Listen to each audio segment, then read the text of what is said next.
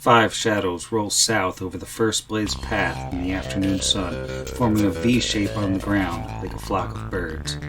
Looking up into the sky, the figures casting these shadows are humanoid.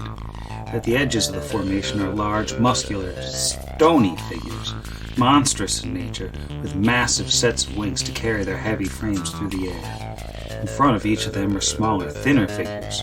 They look like elongated human Kelid children, but carried through the air on strange, flesh-colored, bat-like wings that protrude from their backs unnaturally. Their faces are identical and frozen with blank, uncomprehending expressions and unblinking, colorless eyes that seem to scan their entire fields of vision at once, taking in all of the information, but understanding nothing. At the front of the triangle is a middle-aged man, human most likely, with the complexion and facial hair of someone from far, far south of Numeria, not unlike those of Asher Haleth, and the build of someone who spent a lifetime fighting.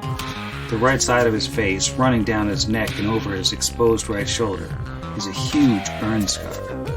It flies without the aid of wings, and carries a massive cannon-like weapon slung across his back. His eyes are fixed on the distant, ever-growing purple flame that marks the town of Torch. This is Pot Against the Machine.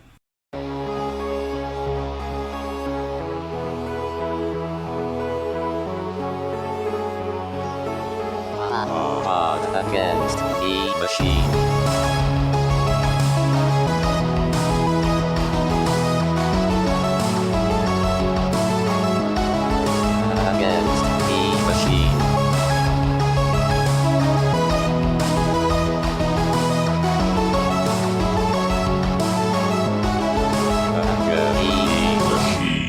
Welcome back to Pot Against the Machine, the Pathfinder actual play podcast, where if at first you don't succeed, aggro the entire base again, and again, and again.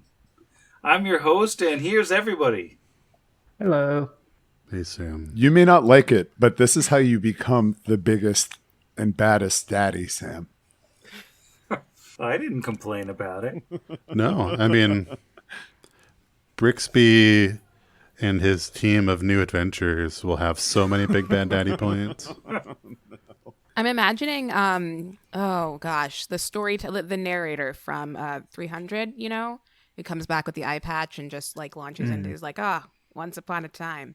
And that'll be Brix.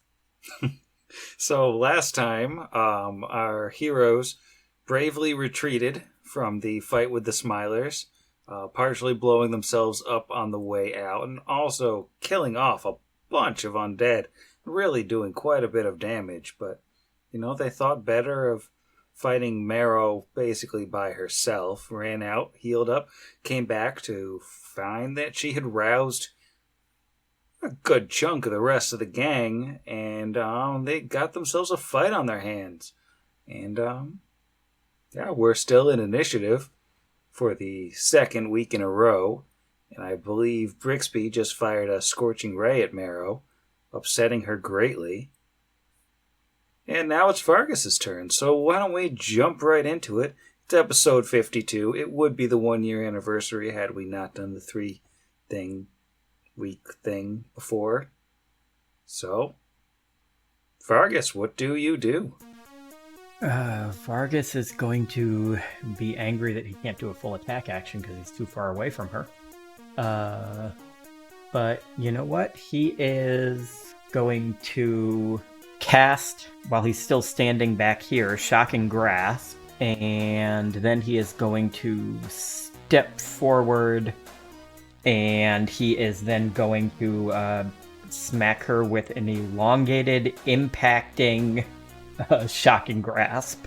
Alright, she does have some cover because she's kind of standing in the doorway, but go for it. But it does look like she's got some metal chains hanging off of her. It's a 15 on the die, so that is going to be a 21 against regular AC. 21 against regular AC with the partial cover from the doorway, it just barely hits. Nice. Oh, that is 3 6s out of 5d6. That is 22 points of electricity damage. Wow. And if she was concentrating on any sort of spell, she's got to make a concentration check against that. Okay. Is that 22 total damage, or is that just the electricity? That is just the electricity because I can't do a full attack action, so I can't hit her with my arm and do my impact. Gotcha. So it's just the touch attack. Gotcha. Yeah. All right, that hurt her horribly. Yeah, I wish I could add that impact on there, but unfortunately, I can't. All right. So that hurt her horribly. She is definitely unhappy about it. She looks quite injured. She is going to... it's not her turn. Stop trying to confuse me. Let's see. This gunslinger already saw Vargas try it. Oh, wait. I apologize. It does still do his regular melee attack. I was forgetting that it does. The thing with the full attack action is then I can make a second attack on top of that.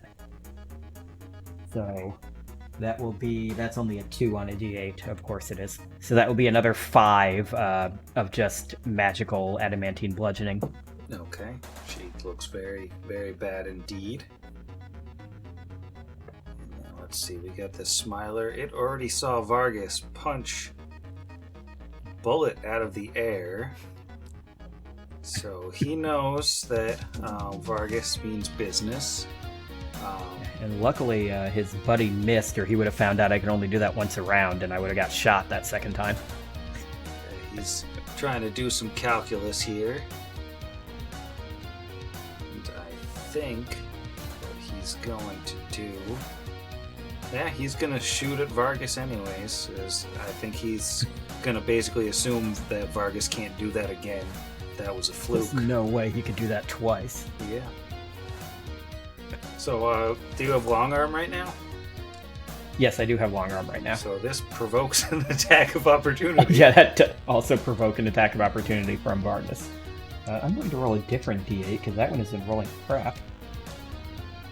Nope, that's still a... Oh wait, why am I rolling damage before I roll to hit? Okay, so 16, this one is not at my highest... Oh wait, no, yes it is, because it's... So that is a 22 to hit. 22 will hit.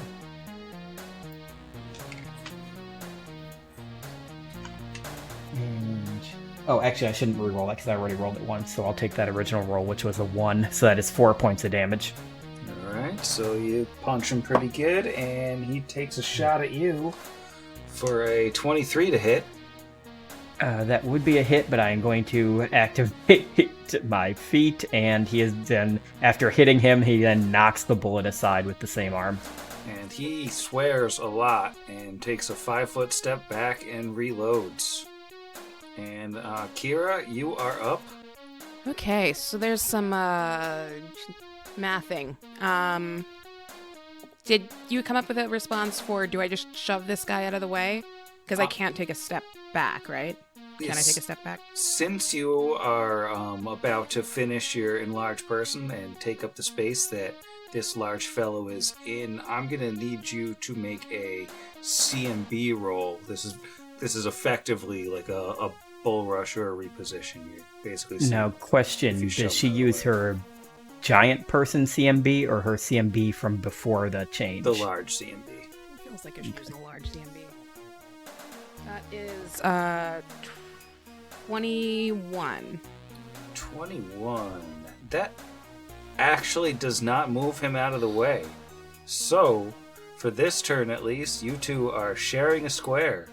Large Kira and the pretty fellow are in the same square, so you're both effectively squeezing. Okay. Let's see. Can I still take a step back? Yeah, you can take a 5-foot step. Just right up next to Asher. Hey, buddy. I guess the other thing is that since I'm still in this guy's face, I can't use Lucerne Hammer. I'd have to drop that for a regular stabby. Yeah. Does that sound right? Cool. So she'll do that. You could Lucerne her. Yeah, I thought about it, but there's a whole lot of cover, and True. she's like pretty hurt, so I feel okay just going after this other giant guy. So she'll take a step back, drop the hammer, and pick up her adamantine weapon. That is, add all the bonuses. 11, 22, 23 to hit. Yeah, that definitely hits. Oh, hang on. Okay, how does this work now that I'm huge? You're not squeezing anymore, right? Sorry. Right. So the damage die for your greatsword, instead of being 2d6, is 3d6 for being a large greatsword. And then you Great sword. And then you also get like Yeah, I still have basically the... plus 16? Nice. Okay, that's a 5, a 6, and a 3. 11, 14, 16, 30 points! Wow. That is a lot of damage. Does he die? Is he No, dead? No. He's not dead. He looks fine. I kind of just want to kick him, but okay. That is my turn. And then I'll just heal like 1 point of damage. 'Cause why not? All right, Asher is up. How tall are these beds? Normal bed height. Normal bed height, so it wouldn't provide cover since I'm 6'3" to try and shoot over a bed. Then I'm guessing. Cool. It's fine to shoot over a bed, unless you're like a Brixby. That's fair. He's like 2'8". Anyway, Asher is gonna move past the bigger stuff and say, "Well, you're certainly the tallest. That's without question. You've earned that sticker time and time again, but now's not the time." And he will move down 5 south, 10 feet over 5, so he's got a full square to stand in. He's going to level his broken pistol at Marrow, still full of smite. Going to take that -2 into account, and I'm going to roll this only void d20 because that's kind of how it feels in my soul right now. And just, I'd like to finish her off. Not a 1, so it doesn't explode. Had to get that out of the way first.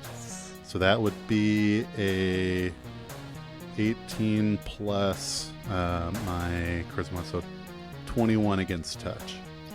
Yeah, that'll hit. Oh, good. This is going to do a damage penalty also. So it's going to be a d8 plus 1 instead of I'm going to add 4 to it. And then I'm going to take away. So d8 plus 5 minus. This is good. It's really good radio. Keep it all in. So it'd be a d8 plus 5 minus 2. So d8 plus 3. There we go. 2 on the dice, so 5 points of damage against Marrow. It would bypass any DR if she has any because of the smite, though. She does not look happy about that.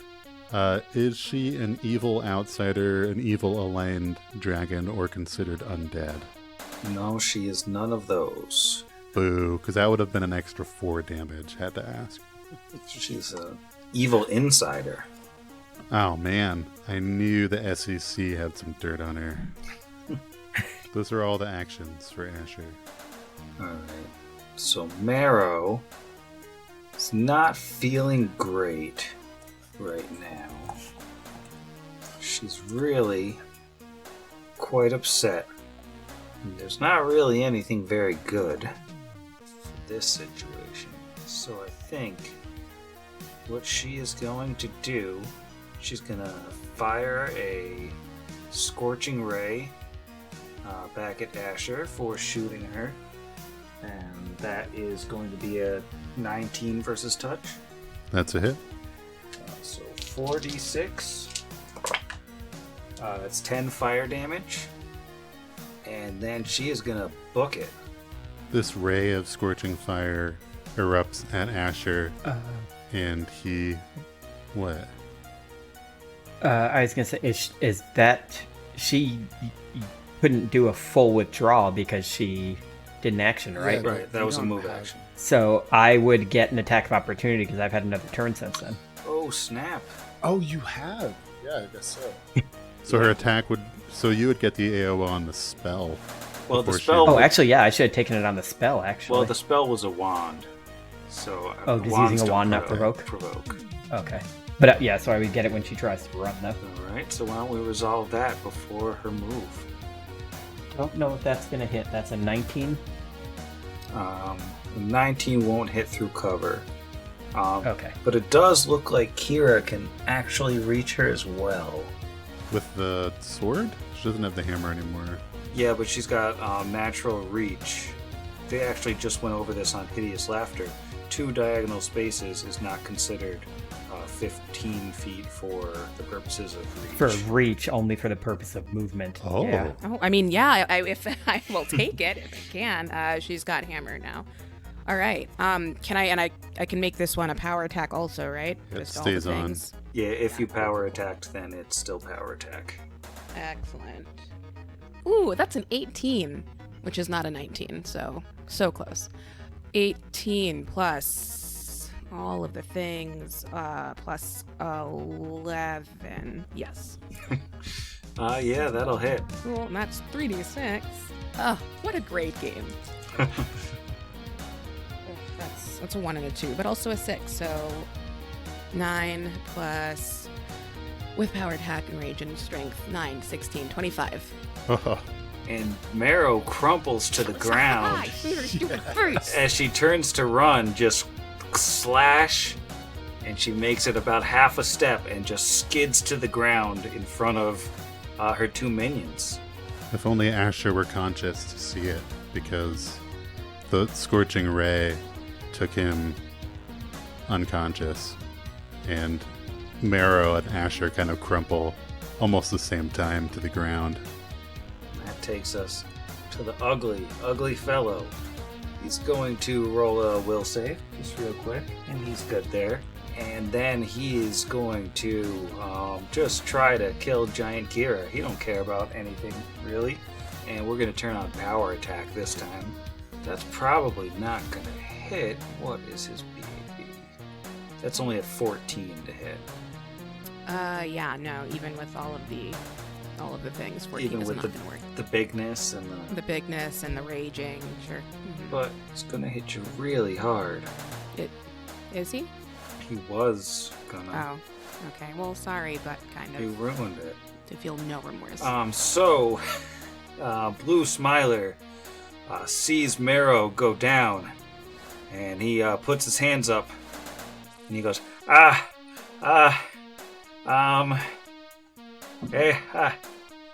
surrender. And he, he's got his gun pointed up in the air. He's not attacking, and Brixby is up. Normally, the one that would talk sense and mercy into the likes of me is laying on the floor. So, what about the big guy? Can I do, should I do a sense motive? Should I get a perception? Because what I'm trying to get is, I get that both the Smilers are going to be we're outnumbered. But does this guy look crazed with battle? Is there any way that I could potentially determine if he's going to chill as well? Because, I've heard you say that he's raging. I just, will saves. Yeah, if you want to make a sense motive to kind of get a vibe check on this guy. Oh, yeah. We'll Also, vibe check. nobody's rolled, a knowledge roll on him to see, what's going on with his whole deal. Ooh, yeah, I should probably do that too. But vibe check first. Oh, it's almost 20. It's a 7. With a 7, I think you basically think that he's just really impressed with how tall Kira is, and he's just bad at showing his affection. All right. So, Brixby is going to also roll a knowledge on him if possible. It'd be a knowledge local. That's better there. That's a 25. You are looking at an ogre kid, so he's related to ogres and has the blood of giants in him, but mixed in with humans or other humanoids. So he's Ogrekin tend to be mutated and have weird abilities or disabilities that vary pretty randomly. This guy, he's pretty obviously pretty strong. He seems to have some questionable mental faculties, but does seem like he's upright and he's a conscious being. It's just unclear exactly how intelligent, how reasonable he is. All right, so I think then Brixby is going to, clutching the alchemist fire in one hand, quickly stepping forward 15 feet and say, "Nonetheless, I imagine he'd be disappointed to wake up to all this smoked, rotten meat in here. I just torched you. Put your weapons down. Convince the big one too." He's going to ready to fire off from his bonded item his last scorching ray at the big guy if he doesn't chill. He's going to assume that the Smilers are fine. And that's going to be his turn. He's going to hold a menacing finger gun at the big guy. All right, Vargas. Okay, Vargas, taking his cue from Brixby, is going to cast a new spell. You see his metal arm kind of like frosts over and just has like steam coming off it. And he is going to ready an action to hit that ogre with that arm, Ogrekin rather, and say, like my associate said, "You're outnumbered. Your leader is defeated. Surrender." And like with Brix, he's going to ready an action to attack him if he doesn't surrender. I know Spell Strike is weird, but did you just cast a standard action spell so you wouldn't be able to ready an attack? Oh, you know what? Because technically you can't ready it'd be the other half of a full action if I wanted to do. So yeah, I can't ready it. So I can actually just cast it and then hold the charge. But I can't technically ready it. I would have to wait till my actual next turn to attack him. Sorry, I have nothing to do from the ground except for ponder the rules, etc. All right. The blue Smiler is gonna put one hand up, put his gun down on the ground, and go, "Gunchai, barrels down. You heard them. Put your weapon down and just chill. Just calm yourself." And it's Kira's turn. Does that seem effective in big guys?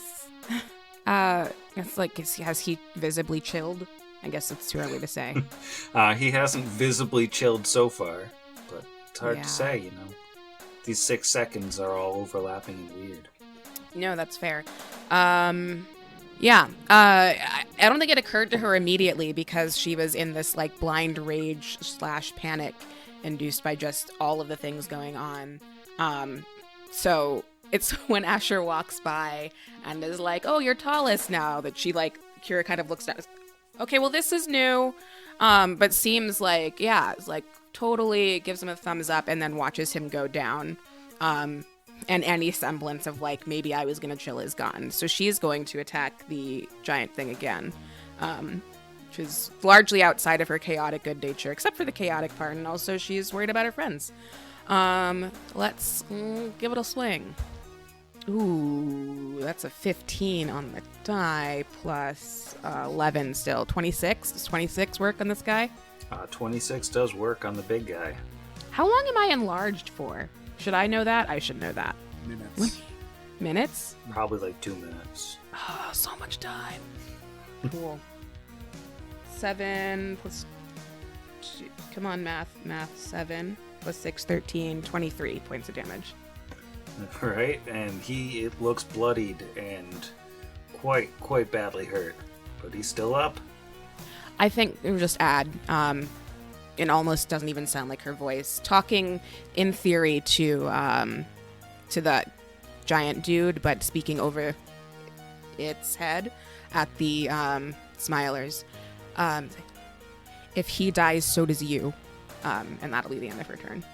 All right, Asher, can we get a roll to stabilize? Sure. How far negative are you? One more than I was at the beginning of this turn. Oh no. With a 4 on the dice. Asher bleeds out a little bit more. All right, and that brings us to the Ogrekin, who I believe one of the Smilers called Gunshy. And first he's going to roll his will save. And he's good on that. And then he is going to scream, "Next messages!" and swing his great club at Kira with a power Sounds like attack. my readied action goes off, though. It does indeed. It's a 16 versus touch. Yeah, with a touch of 9. I think you hit him. Oh. 2 4s, a 5, and a 6. That's 19 points of damage without sneak attack on that bad boy. Oof. As he rears back to take a massive swing at Kira that probably would have hit this time and done so much damage with the power attack, the Scorching Ray just blasts his head right off his shoulders, and he slumps over dead. Now, Marrow, that's how you do it. And then he turns to Kira. Please tell him that I tried to resolve this peacefully when he wakes up, which we should do soon. Yeah, it's not. Oh, right. I don't want Dad to be mad at me. Yeah, the other Smiler's gonna put his gun down and just sort of take a step back, and they're both like stepping away from their guns. They got their hands in the air, and they're like, he wasn't with us. I mean, he was with us, but like he was a loose cannon. We couldn't control him. So we surrender. Fight's over. So you're all up. If you're not taking any aggressive actions here, I would say the fight is over. Vargas is going to say, he's going to look at his arm, he's going to go, I'm not wasting this spell. And he is going to step forward and touch the unconscious leader and deal 46 points of cold damage to her. Wow. It's super dead. It's fine. Asher's unconscious. We can get away with it. No. That is 22 points of damage. I'm assuming she's permanently dead. Yeah, she's way past con. We're just the rest of us dance amidst the corpses while Asher bleeds to Yeah. death. Yeah, I imagine she just like Simon at the end of Demolition Man just freezes and breaks. Yeah, while Asher's gone, we all do our, deific obedience to Lamash too, because we're secretly a super evil party. Before I'll just keep rolling con saves while you go on your little Kira's murder not spree. evil. She's just raging. There's a difference. But yeah, because I mean, my turn was going to roll around, so my next plan was to just drop the Alchemist Fire and full round administer. Oh, No, How much the damage Alchemist do I Fire take? shatters, and that's 1d4 Yeah. fire damage, and Asher's on fire. and there's splash, right? So Yeah. Oh no! I think he's 1 permanently point dead. to me and Kira. But yeah, I still got 2 charges on this last little nano canister on this gun, so it looks like unconscious Asher is gonna ride the space dragon. All right, roll those D100s. they're both 1s, and both of them are going to be you Ooh. deal damage to Asher. 46 and a 50. Oh, that's a joke. Okay. So It's like, oh my god, we've killed him. I get it. It was a joke. It's a Minimum really good joke. value for healing. So 2 2. points. It stabilizes him at least. Yeah, he's still dying. We're Stabilize. fine. Still down, but thank you. All right, last. He shakes it. He's like, puts it up to his ear. Yeah, there's still one more. The doctor is in 83. 83 is normal effect, so 1d8 plus 1 healing. And that's 5. Oh, he's up. Yeah, we did it. He is up at 1 hit point. Nice. Oh man, all of that peaceful diplomacy has me so tired. Good to see you're back with us. Right. Yes, it can be rather exhausting to try and prevent violence with one's words. But I was just saying to these two, what are your names there, muckers? I'm Larry. And I'm Mo. I think so. While I still haven't enlarged into Kira, she will hang around just long enough to make sure Asher is conscious, and then go over. I want to do one of those things like they do in the spy movies where you just grab by a collar and shove them both against the wall, which I'm pretty sure I can still do while enlarged, because I can hold a lot of things right now.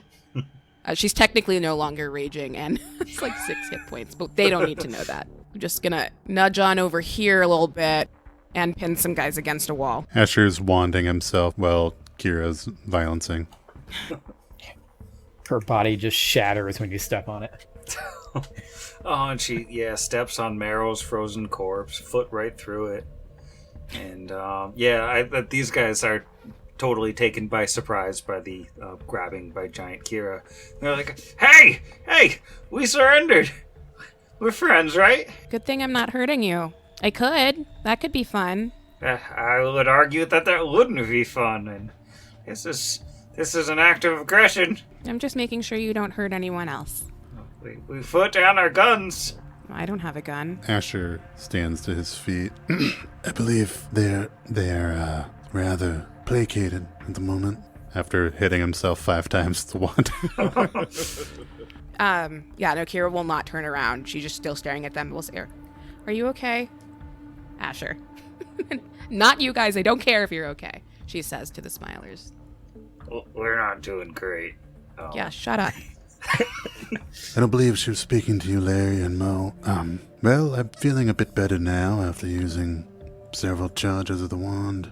I see you all managed to defeat Marrow and that rather, unfortunately, malformed fellow. It's a lot like a LinkedIn photo, I know. Yes, I'm all right. Hey, Smilers, where's Whiskey Face? Larry will sort of look over his left shoulder, and we got the rat. You mean we got him up in one of the storage tubes in here. Kira drops him. Show us. It's like 2 feet to the ground, just to be clear. Yeah, he dies. Larry will sort of step back and step over to one of the tubes. Are you following him in? Yeah, with the other guy in tow. All right. Well, stepping into this room, you see well over a dozen large glass tanks sitting against the walls, and the tanks themselves are semi-opaque with condensation, grit, and filth. But it looks like a bunch of them have like people inside, or it's not clear exactly what they are, but they're inside the tubes and they're sort of vaguely aware and kind of pushing to get out. But one of the ones to the north there appears to be a rat folk. I should note that the tube that the rat folk is in is bound with coils of rope. Asher boops Kira 2 times on the way with the wand, reloads his gun, and will just sort of stand watch as a stronger person goes to undo rope. Brixby will sidle up to the tube along with large Kira.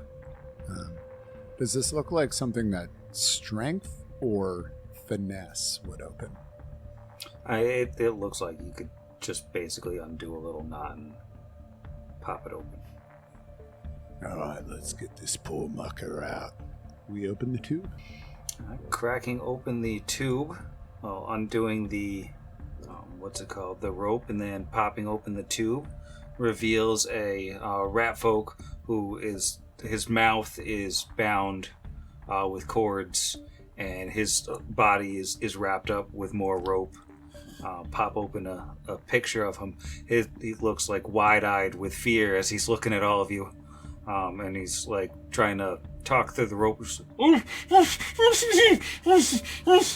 he's, mostly eyeing the Smiler that's like looming over him, more so than Brixby.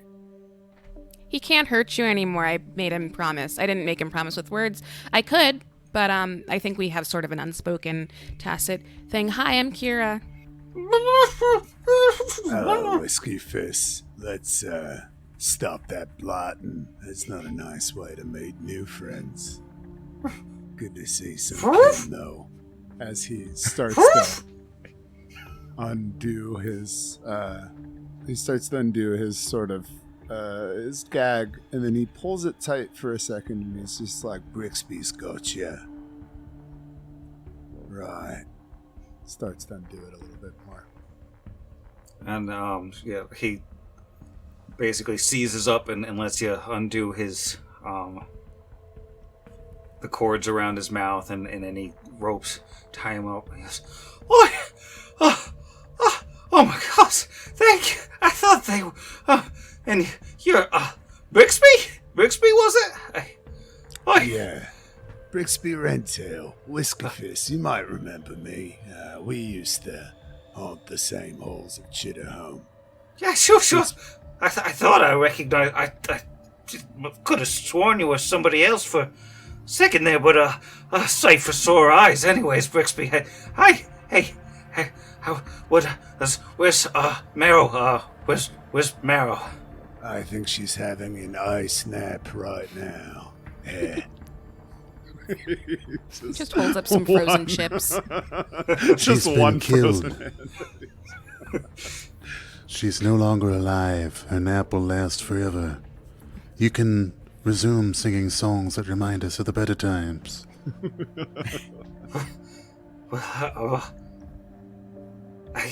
Okay, that clarifies things. Thank you. Sorry, my bones is all yampy. I've been in a tube for days. Do you have any food and anything I could? I'm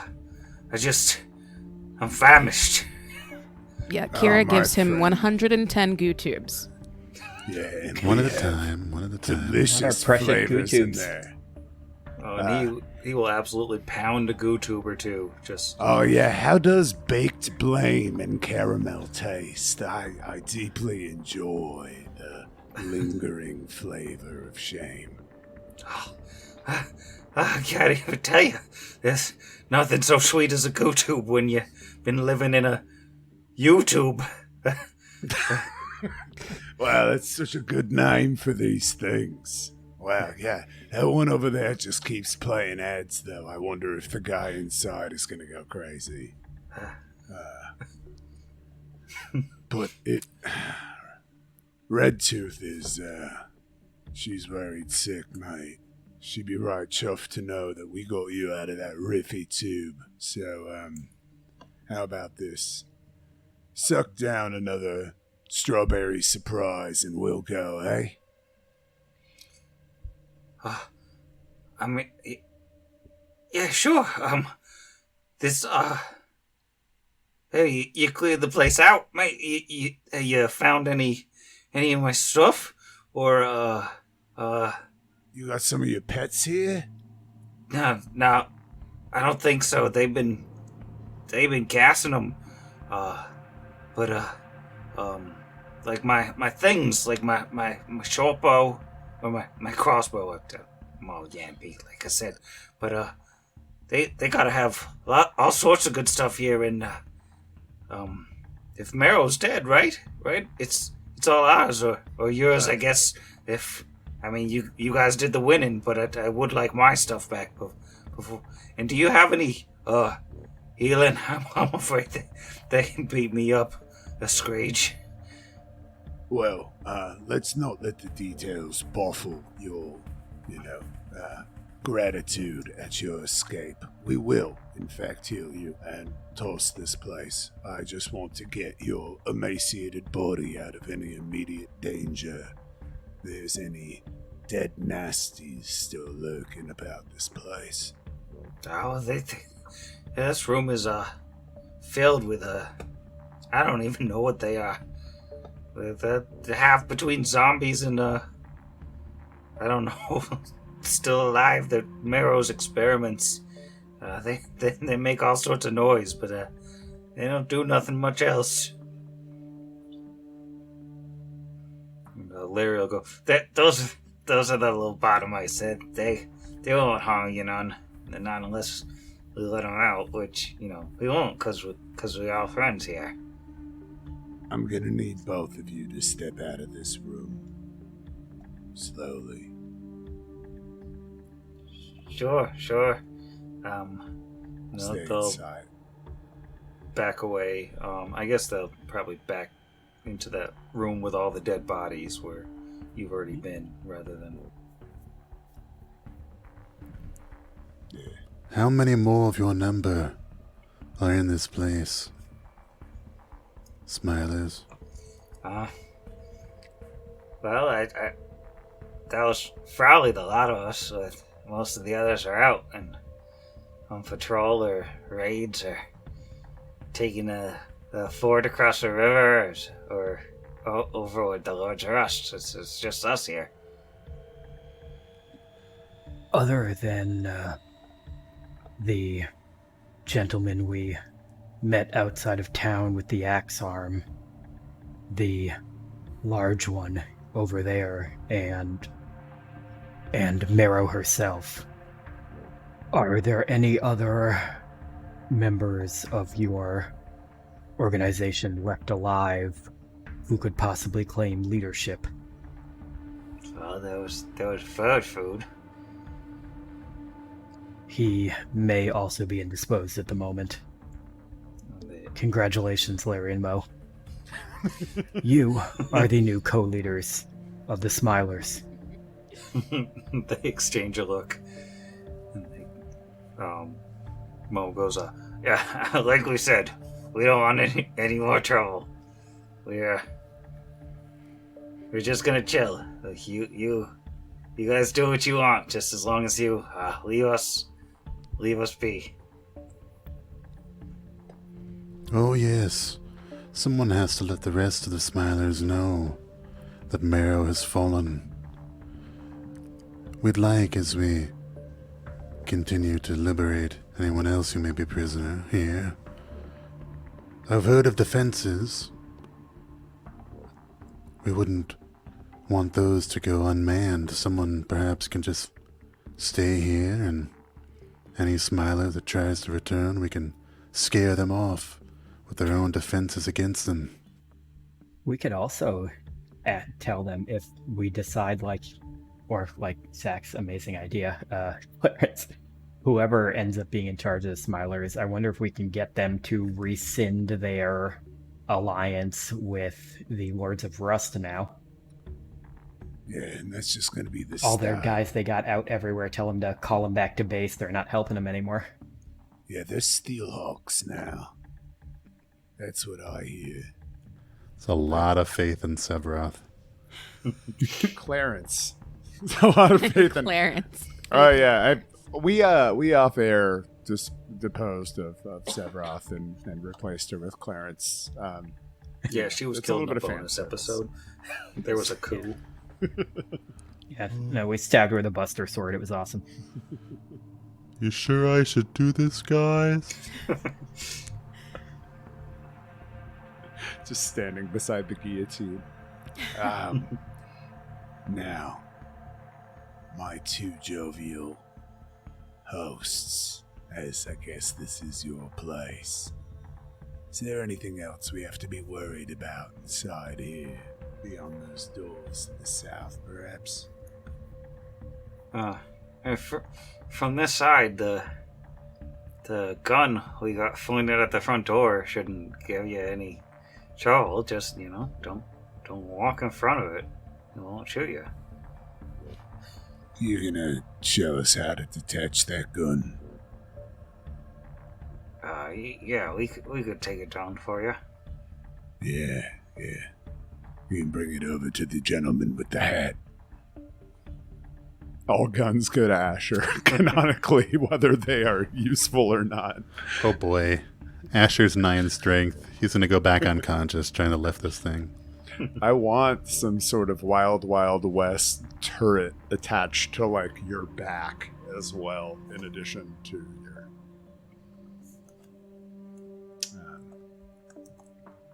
Shall we toast this place, then? Whiskerfist, you're more than welcome to help.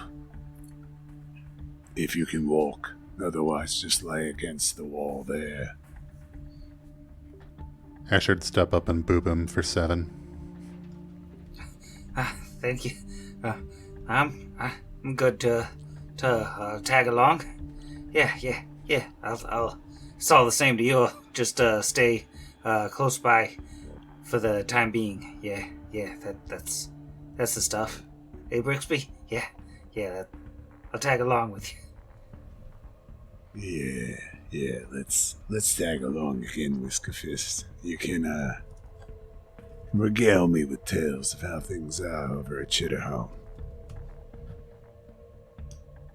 And yeah, as Jeff so eloquently put inside of our Roll20 chat, it's time to toss those bodies. We've done enough RP. Let's get to the loot. Oh, they didn't have anything good. Yeah, just really nothing much. We got going through, what's his name? Gunshy's stuff. He's wearing a set of hide armor that appears to be magical, and that improvised great club of his also appears to be magical. If you want to spellcraft those. And he was just medium, right? He was just medium, despite Nice. being giant-blooded. Does a 23 get anything? Yeah, it's a 20 for Bricks. Yeah, between the two of you, you can identify the +1 hide armor that is riddled with repaired bullet holes. It looks like somebody shot this guy up pretty good before you ever got to him.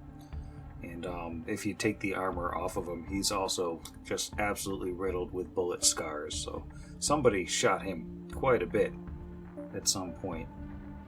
And the Great Club is a +1 Great Club. So that's fun as well. And that's probably better than anything Kira's carrying.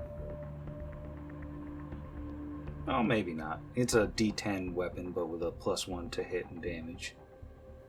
I mean, I'll take it. Just, why not? And then Marrow didn't have anything of interest, really. She had a dagger. She had... She used that last charge of the wand on Asher to attack him, so now it's fully depleted. Yeah, she had 3 wands, a cloak 3. that appears to be magical, and a dose, 4 doses of that sweet Pepto that you love so much. Do you want spellcraft rolls again, or did you just want to carry over our rolls for the other ones? I guess there's no point in belaboring it. We'll roll them over. You are looking at a Wand of Ray of Enfeeblement with 34 charges, Nice. a Wand of Ray of Exhaustion with 18 charges, and a Wand of Scorching Ray with 14 charges. Bricks is primarily interested in the Scorching Ray wand. We can do the spell list checky do's, but that would make for some real sweet sneak attack, arcane bricks thing. So if no one has any problems with that, I might take a look and see if I have Ray of Exhaustion on my spell list. That might be a fun one. But yeah, you can take the Scorching Ray as long as Kira doesn't want it. Is that a cloak of can never misfire? Because Asher would want it. Oh, that is a Cloak of Resistance +1. It's close. And in addition, she did have 48 GP on her. Oddly, there's no money in this whole place. Other than that, it's all been tied up in different investments. It's all in stock. She had some Ethereum. She's got a mining rig in the back. Lots of Dogecoin. Yeah. And Dogecoin, yeah. Well, Vargas is going to do exactly what he said he would do when he was talking to Redtooth, and he is going to cut her frozen head off. Nice. Oh, Asher's awake now, so... With her own dagger. I'm guessing he can probably just break it off if she's still all Frozen solid. Just She has a dagger, man. Do you have to? Yeah, was the dagger was just a dagger? Yeah, it's just a dagger. Okay. No, it's fine. You do you. Is the dagger better than snapping your head off? Then crushing it with like his boot or something? Not crushing, I mean, just a snap, like breaking the tip off a match, you know? except a skull. No, that's fine. In any case, while you do that, Asher's gonna like not watch. These rust resin, was their drill? You said it was like part of their arm. Nothing we could like remove and use or something. Yeah, it's not really anything salvageable. It's basically just like crap that she experimentally stacked onto undead. Yeah. Cool. And those couple of lobotomites that had been alive didn't have anything either, right? Right, they were human zombies. Yeah. The check that Brixby did on Gunshy, do we think he's going to regenerate, or has the fire damage and stuff taken care of anything? He's not a troll or anything. Oh, he was Ogrekin. He was an Ogrekin, so yeah. Yeah, Ogrekin. Yeah, I mean, Brixby knew plenty about Ogrekin to know that he's not coming back. Real quick on the wands, Ray of Exhaustion can be used by either the Magus or the Blood Rager. It is a level 3 spell. This is a spell completion item, so there you go. And then the Ray of Enfeeblement can only be used by the Magus, and that is a level 1 spell. Brixby has so many magic things. I would love for you guys to take those for sure. Yeah. Well, I might give Kira the exhaustion one then, if she can't use the other one. I mean, that would be pretty cool. Yeah, it's a fun spell. I will take your word for it. Just take this stick with mild confusion. Be like, yeah. Okay, yeah, I'll use this later, I guess. You point it at something and make someone extremely tired. It's like a touch attack debuff that just can really, really screw up. I mean, yeah, it gives them levels of exhaustion. Yeah, totally. So I just really like my sword, but thank you. Speaking of, actually, and Vargas is over here tugging on this, and you're probably old enough to learn this. Unsheath that sword for a moment. Okay. Now, cut her head off. No, thank you. No, thank you. That's okay. Do you want it? She'll just like offer him the sword. It's like Asher would get mad, and he was almost dead. So, no. I don't understand why he would get mad or why you wouldn't want to do this. It's a sign of respect to an enemy leader to take their head as a trophy. I don't respect as well her. as a sign of showing your dominance over the defeated enemies. Oh, well, I killed her, so that seems pretty dominant. That's cool, thanks. And he seems like very confused that you wouldn't want the honor of doing that, so he just takes the sword from you when you offer it and cuts her head off. You want to get a whack in there, Whiskerfist? I think I'll pass on that one. That's just not my style. That's what I figured. Let's see what's down here. As they're like chopping her up, just a knowledge local on her dirty 20, making sure we're not missing anything, because the whole like Hetuath and Garment, and she was known to have necromancy stuff. And with the knowledge local, did you roll? I rolled a dirty 20. Oh, yeah, she appeared to just be a normal hobgoblin. I think she was definitely a necromancer, and you saw like the undead that she created. But I think she hadn't like turned herself into a lich or anything. Right, she was definitely. Well, you don't know one way or the other if she was actually eating parts of her minions, but some of those zombies did seem to have some, home-done surgery on them, maybe parts removed. But the rest of it was probably legend. Yeah. Do hobgoblins, they eat people, right? I know regular goblins do. I'm not sure if they do in general. Or if she's just like a weird, crazy cannibal. Or if, actually, I guess that wouldn't even be a cannibal because she's not. human, but still kind of creepy. Yeah. If Brixby heads down into the room to the south that she came out of, he sees looks like a cozy little bedroom. It's a weird juxtaposition with the horrors of the necromantic laboratory that's next to it. But it's difficult to tell like what pieces of furniture in here are meant for relaxation and what pieces of furniture are meant for torture. There's definitely like some little bits of bodies here, maybe some humanoid looking bones with chew marks on them, and there is also a metal cabinet in here,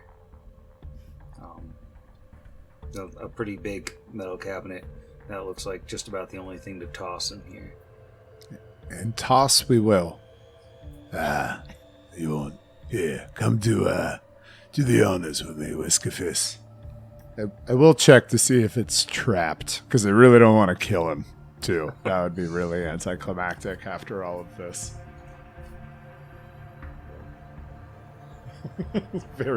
Just this one time there was a huge spike, like we'd finished the entire combat, and like it was really embarrassing the rat folk that it happened to. All right, that's a 28. As I am meting out these tales of caution. Yeah, it doesn't appear to be trapped. Right, so that's why we just check it and then we just open it up like this. But you can do the honors. Like sure. Yeah, right, mate. Right. And he'll pop it open, and there's a whole bunch of stuff in here. Looks like amongst the things, like Whiskey Fist goes right for a stack of stuff by the bottom. He goes, "Hey, this is my gear." And he grabs like a small studded leather, a short sword, a crossbow, a pack of bolts. But in addition to that, you've got a few scrolls, looks like 4 scrolls, 3 more gas grenades, 14 more doses of Pepto. We've got some large garnets, we've got some batteries, we've got some fire opals, and 22 silver discs.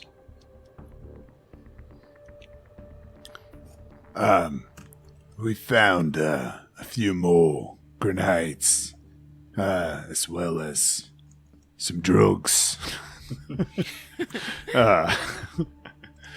Despite Rixie's predilection towards the space dragon, this does not interest him that much, as he has seen the faces of Soothe, as it were. Yeah,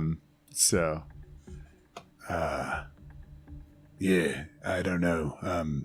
Vargas maybe could help take a peek at these scrolls. Kira, you're more than welcome to as well. Not to be exclusionary. It's only a 15 for Brixbo. Spellcraft, not Arcana, right? Right. So spellcraft, that is a +8. That is Spellcraft trained? It feels like it'd be a trained thing. Yeah, so I'm useless here.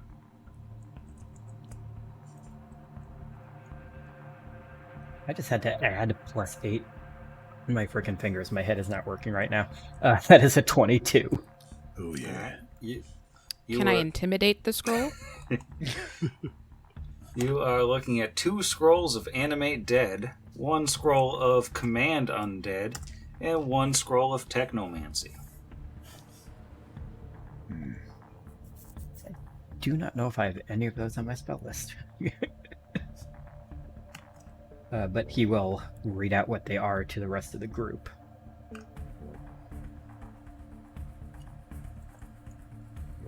I find the use of other people's corpses as your beasts of burden or worse, bodyguards, a bit distasteful.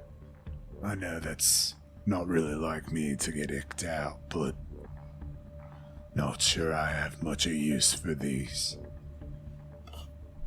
Let me see. I don't have either of the undead ones. Yeah, I can't use any of those scrolls. Oh, it's always sellable And stuff. I think he'll say that too. He'll be I also am unable to use any of these, and honestly, even if I could, I'm not exactly a fan of raising the dead. The dead should stay dead. Yeah, I have less qualms about commanding extant undead, and I have no desire to make any. Just read dead. Just looks back down at the scroll. Yeah, I think that's all that we found in here. Just passes the grenades over to Asher, who also has the turret gun and probably looks like... So, he must look like a straight-up, like, Navy SEAL at this point, with, like, 15 grenades hanging off a bandolier and, like, 8 guns, and oh my god. Did Larry and Mel come back? Or did they be like, sure, we'll go get that gun? And I forgot they they were ran. supposed to go get it. They ran to the Scrapmasters Arena and was like, help, Kagara! No, they eventually come back with the laser rifle. Let me just pop it up there. It took them a while The what? to take it down from the door, but they're like, yeah, as promised, here it is, laser rifle. It's in a rough shape, but it gets the job done. It's good stuff. Yeah, but there you go. So there's nothing left here to hurt you. So if it's all the same to you, we're gonna go. Yeah, it's not the same. You can hang out. Brix calls from the room and then looks back at Asher for like approval. Dad. I have grown to really feel affection towards you, Brixby, but I'm not your father. We could maybe talk about this later. I'm uncomfortable. Yeah, I believe for now, Brixby is right. We should remain here until we're confident that there's nothing left. Looking at that laser rifle, sounds like a knowledge engineering situation. That'd be a good idea. 21. Yeah, I think 21 is sufficient to identify a laser rifle, which is, of course, a larger, more powerful version of a laser pistol. It functions similar to a laser pistol. A laser pistol is, of course, a gun that emits a beam of intensely focused light, capable of burning anything it strikes. The laser attack can pass through force fields and force effects, such as wall of force, to strike a foe beyond without damaging that object. Objects like glass or other transparent barriers do not provide cover from lasers, but unlike force barriers, a transparent physical barrier still takes damage from a laser passing through it.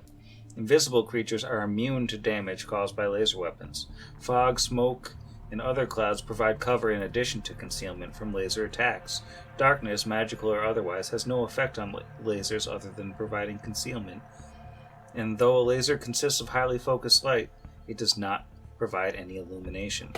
Now, this particular item is a time-worn laser rifle. It has 8 charges remaining, so it can be fired 8 times before it ceases to function forever.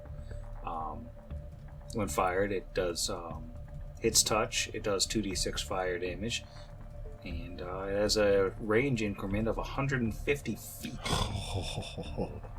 Oh, that's decent. It's a spicy meatball. Agree, much spice, very beef. Asking for a listener, is there a way to make something not time-worn?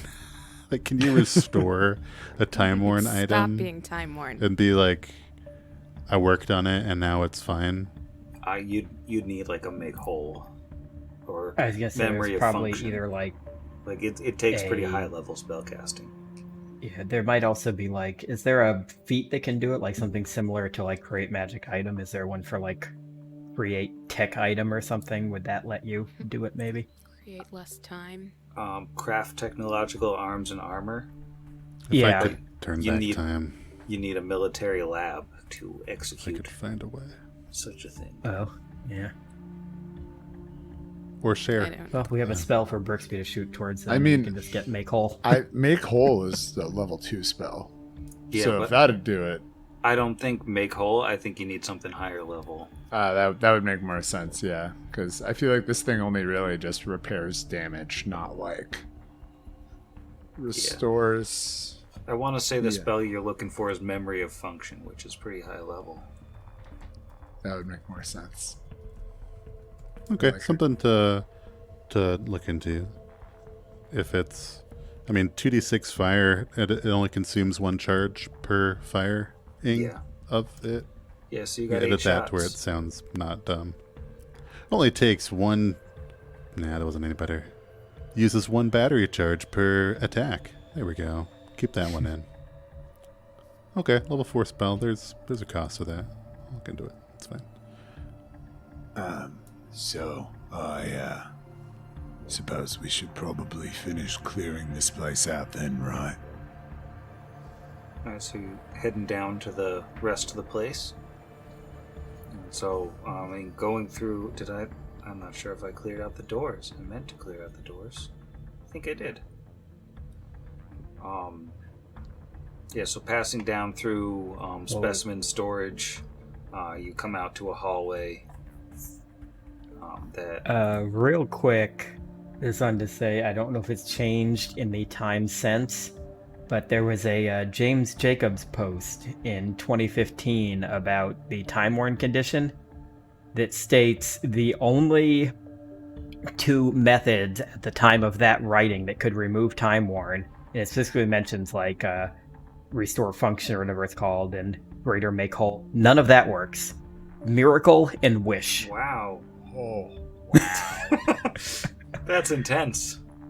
So at least in 2015, the only 2 abilities that can remove the time worm function are miracle and wish. I mean, what does that guy really even know about Pathfinder anyway, right? We can kiss that sponsorship goodbye. I'm kidding! Oh my god! I don't know anything about Pathfinder. Come on, you only have to listen to like 5 episodes. Okay, sorry for interrupting the flavor. I'm telling us the amazing stuff in here. Well, there's not a whole lot left in here. I mean, if you find your way out of specimen storage, you find your way over into what's effectively a waiting room lined with old wooden benches on the east and west sides of the large room, ruined metal tables sitting in the center of the room, and then a nook set off to the north has a countertop strewn with bones and bits of junk. That's where you came in from. The room is lit by 2 grisly chandeliers hanging from the ceiling, made out of hanging bundles of skulls and bones, and lit with flickering yellow flames.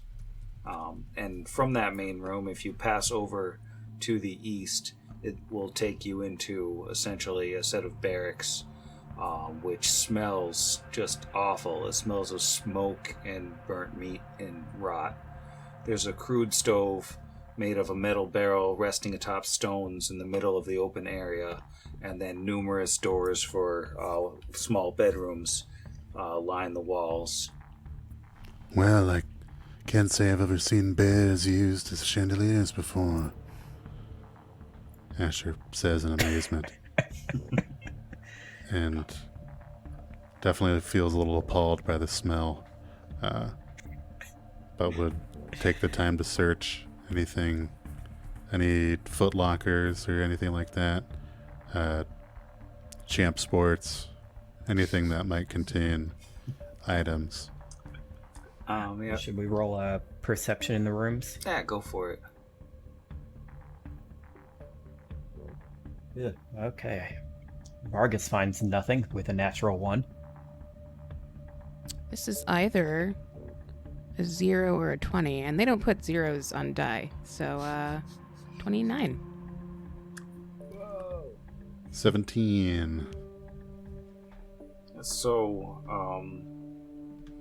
Kira's keenly observant eyes find that the barrel stove that they're using seems to have a layer at the bottom of very humanoid-looking bones with teeth marks on them.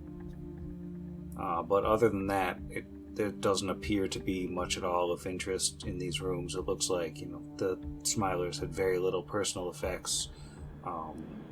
Probably carry what they own with them. And all the treasure that they had, at least, was kept in Marrow's locker that you already raided. Yeah, Kira will point out you said barrel stove? Stove? Like opened, like it was in there, and then just sort of, this is not great, it's bad. But it looks like, everything they were saying is true. And just kind of point gesture. Check out all these vaguely humanoid bones with teeth marks. That fight, both times we attempted to succeed and managed to do so. Had it gone poorly, even more so than it did, we could have ended up at the bottom of this barrel. Think how dare we were lucky enough to survive. What do we want to do with this place? He looks over at Larry and Mo and is like, now, I understand we might want them as interim leadership, but this is a resource I prefer to deny to the enemy. I don't want them to come back to this place. So I don't know if we want to move in Red Tooth or have the Steelhawks, or maybe we take it for now, although this place kind of gives me the willies. I think Vargas will point at Whiskey Fist and say, "What about him?" I don't mean to speak for him, but well, you're not really the leadership type, are you, Mucker? No. I ain't one to run a base, and I ain't one to stick around here any longer than I have to. I'd rather never come back. If it's all the same to you guys. Now, we could maybe get some bombs, right? We could get some explosives, and we could blow the whole place down, right? Yeah, I bet we could. Yes, perhaps with our combined engineering knowledge, we could even bring in our half-elven friend, if necessary, to find the weakest points here. I would love nothing more than to see this heinous place a pile of scrap. Asher, if we decide to blow this place up, can you not be inside? Sure, and could you also not stand directly next to me if advised to flee? It sounds like we could come to a term of agreement. Kira has nothing to say to that. Even if we destroy this building and all of these horrible experimentation areas, the Smilers themselves still need to be dealt with. It's still one of the larger gangs in the area, and as these two said, there are other members about. They're simply out in the rest of their territory. It still, to me, seems to make the most sense to set up some sort of puppet leadership the same way they attempted to do to the Steelhawks. Something to keep them in line and keep them from being used by Hellion and the Lords of Rust as auxiliary forces. Now, friends, a good leader takes a lot of qualities, but an accomplished, war-torn hero usually makes for a decent figurehead, wouldn't you say? He looks at both of the Smilers. I'm gonna take that as a yes. Now, I know the fiercest. So terrible that even a shirt won't stay on him. Individual that will be taking up residence inside of this barrow, as it were. His name is Clarence. No, They both Brixby. shudder in terror, of course. Clarence died Clarence died. at Hawk Palace. You may know him as Bird Punch. No, as much fun as that sounds, Asher would disagree and pipe up and offer. I don't know that I'm overly interested in trying to keep tabs on who's maybe running a gang according to whoever we might try to intimidate into leadership. I still like the idea of demolishing this building. If for nothing else, it will get us many big bad daddy points. Oh yeah. Well, I thought we were destroying the building either way, weren't we? Yeah, I mean, Oh, okay. That's fine then. I don't care what I think you I think I we're had just getting been talking about, like, in general, even without the building, they're still like the second biggest faction in the city. So we need somebody to be in charge of their group, so they don't all just join the Lords of Rust. On the other hand, without a recognized leader, how many of them will kill each other trying to take the mantle of leadership upon themselves? It's not a terrible idea to just let them fight amongst themselves for power. It's my impression that no one among their ranks would really stand up to the Lords of Rust. I think we've assured their supplication. That said, I don't disagree with toppling this building. But the opportunity to take a name like Smilers, disassociated with lipless horror, and perhaps maybe make them the most friendly and helpful gang in Scrapwall, could begin with Clarence. Terrible as he may, the other hand that does not punch birds holds mercy. Perhaps we can find someone to craft them baked goods, and they could offer to sell them or give them away and bring smiles to all those in Scrapwall. We can teach them a song. That's not going to be scary. We'll turn it into a free dental clinic for all of the denizens of Scrapwall. Sorry, I'm off the rails now. All right, well. We were never on the rails. You are either going to get new leadership or not, but this building is coming down whether you're inside it or not. Yeah. So we've got our rat and our laser rifle. That's what we came for. Yeah. Yeah, no, we definitely need to collapse this building so that 10 minutes after we leave, somebody doesn't come in and start cranking out zombies. Well, All right.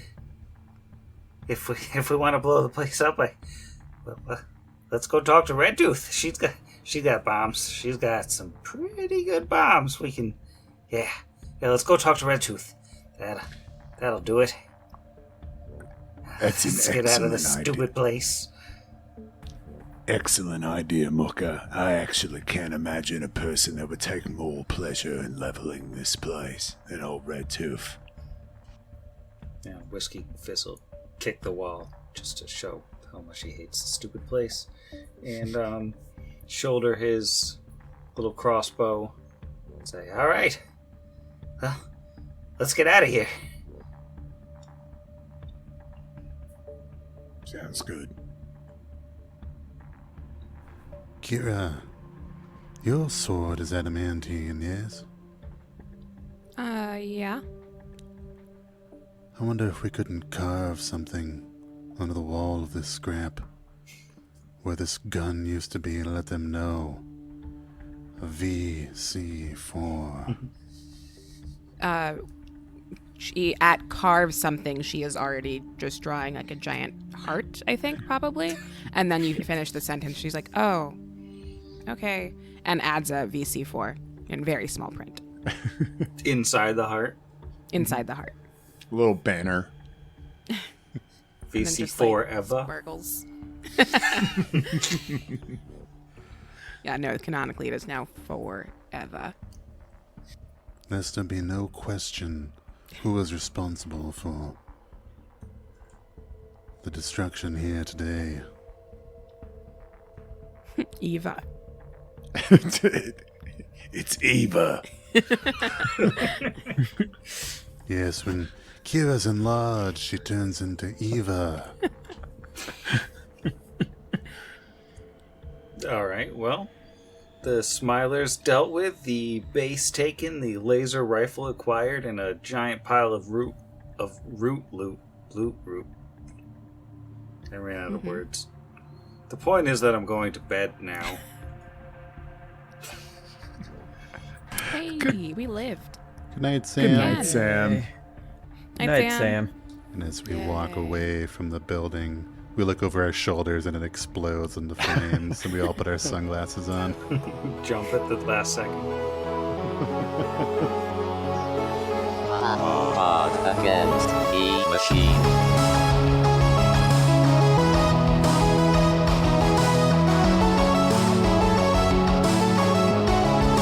Against the machine.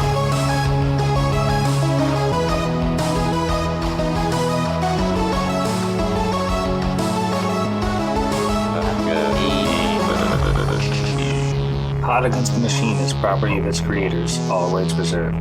Pathfinder and the Iron Gods Adventure Path are properties of Paizo Publishing. Please visit them at paizo.com for more information. Theme Against the Machine, written and performed by our own Zach. Please consult the show notes for additional music and sound effect licensing information.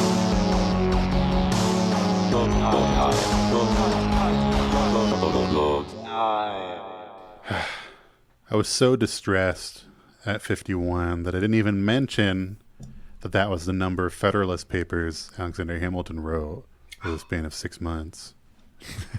It's also the highest prime numbered episode we've hit so far. Probably get an at from Belandera of like, why didn't you say anything on 51? We can cut this Distress? into that one. Yes. No, it would feel disingenuous. That's it. Let's just do a full, musical special, just like Buffy, the Hamilton throwback. Scrubs, Let's just do yeah. it. That's it. Psych. I was thinking today about episode 100 being a musical episode, but I don't think I could physically do that. Dear God, yes. I So much fun. would love it. Yeah, so start thinking about it now for episode 100, that we're just going to randomly burst into song Yeah. Not a year. I mean, you It's just hard. need to I mean- keep a year from now. keep tasking us with vaguely creative errands. Like, now after this, the Clockwork Chapel, they'll be like, bring this song to Starfall. And we'll be like, we're singing Telegram of Death. And that's book 3.